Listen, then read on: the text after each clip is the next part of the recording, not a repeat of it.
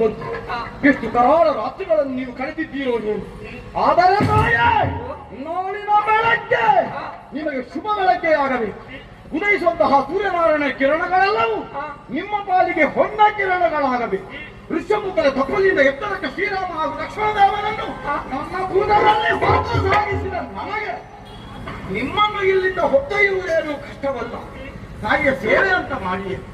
ಆದರೆ ದುರುಳನಾದಂತಹ ರಾವಣ ಶ್ರೀರಾಮ ಲಕ್ಷ್ಮಣ ದೇವೇಶನ ಹೃದಯ ಇರುವ ಕಾಲದಲ್ಲಿ ನಿಮ್ಮನ್ನು ಅಪಹರಿಸಿ, ಆದ್ದರಿಂದ ಶ್ರೀರಾಮಚಂದ್ರವನೇ ಬಂದು ನಿಮ್ಮನ್ನು ಒಯ್ಯಬಲ್ಲ.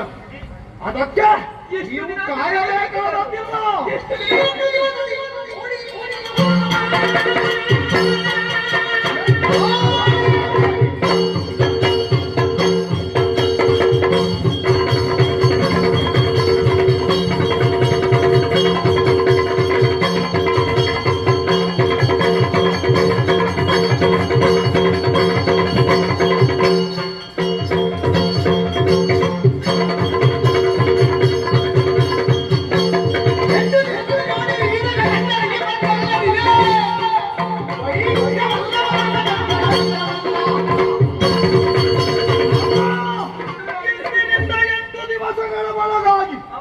ಸೀತಾವಲ್ಲಭನಾದಂತಹ ಶ್ರೀರಾಮಚಂದ್ರ ನಿಮ್ಮನ್ನು ಒಯ್ಯದೇ ಇದ್ದರೆ ವೈಕುಂಠವಲ್ಲಭನಾದಂತಹ ಶ್ರೀರಾಮಚಂದ್ರವನ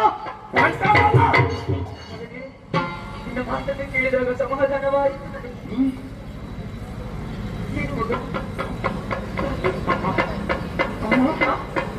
ನಾವು ನಿನ್ನ ಅನ್ವೇಷಣೆಗಾಗಿ ಹೊರಟು ತಿಂಗಳು ಒಂದು ಕಳೆಯುತ್ತಾ ಭಕ್ತಮ್ಮ ನಮ್ಮ ತಲೆಯಲ್ಲಿದ್ದದ್ದು ಸುಗ್ರೀವನ ಆಜ್ಞೆಯ ಸೇವೆ, ಜೊತೆಗೆ ಶ್ರೀರಾಮಚಂದ್ರಮನ ಸೇವೆ.